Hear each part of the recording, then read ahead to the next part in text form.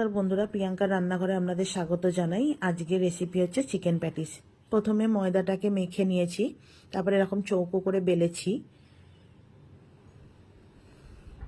এর মধ্যে বাটার লাগিয়ে দিচ্ছি।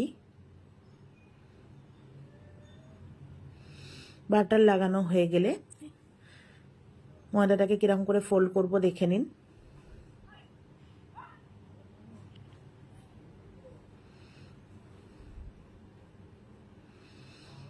এরকম ফোল্ড করে ফ্রিজে রেখে দেবো 40 মিনিট। এরকম 40 মিনিট করে আরও 3বার করতে হবে ময়দাটাকে ফোল্ড। ততক্ষণে আমরা প্যাটিসের পুরটাকে বানিয়ে নিচ্ছি। বাঁধাকপি আর আলু সেদ্ধ করে রেখেছিলাম প্রথমে, তারপরে কড়াইতে পেঁয়াজ, ক্যাপসিকাম, লঙ্কা দিয়ে চিকেন দিয়ে দিলাম, সেদ্ধ করা আলু, অরিগ্যানো, লঙ্কা গুঁড়ো, হলুদ গুঁড়ো, জিরে গুঁড়ো, সমস্ত মশলা এক এক করে দিয়ে ভালো করে কষিয়ে নেবো। টমেটো কুচি দেবো, আদা রসুনের পেস্ট দেবো, লাস্টে বাঁধাকপি সেদ্ধটা দিয়ে দেবো। শুকনো শুকনো করে করব বাঁধাকপিটা বা প্যাটিসের পুরটা।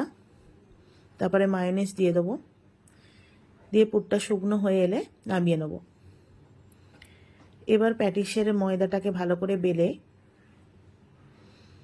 4বার একই প্রসেস করবার পর এরকম করে বেলে হালকা করে শিট কেটে নিতে হবে। দেখছেন ছুরি দিয়ে কীরকমভাবে কেটে নিচ্ছি চৌকো চৌকো করে।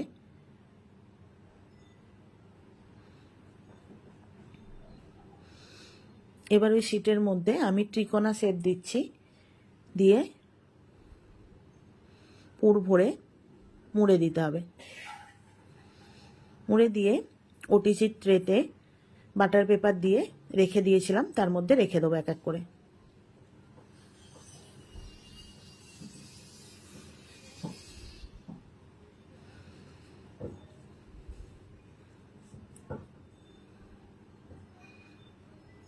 আমি একটা স্কোয়ার শেপও দিয়েছি, দেখে নিন। আপনারা যেরকম শেপ দিতে চাইবেন সেরকম।